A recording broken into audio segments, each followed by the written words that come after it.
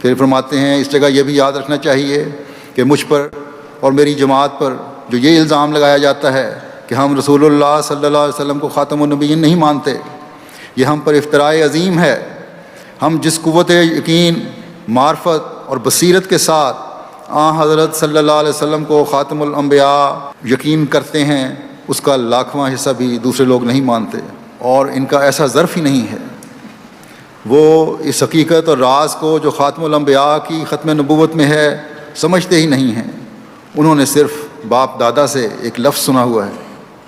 مگر اس کی حقیقت سے بے خبر ہیں، اور نہیں جانتے کہ ختم نبوت کیا ہوتا ہے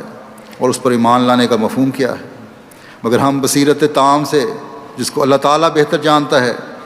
حضرت صلی اللہ علیہ وسلم کو خاتم الانبیاء یقین کرتے ہیں، اور خدا تعالیٰ نے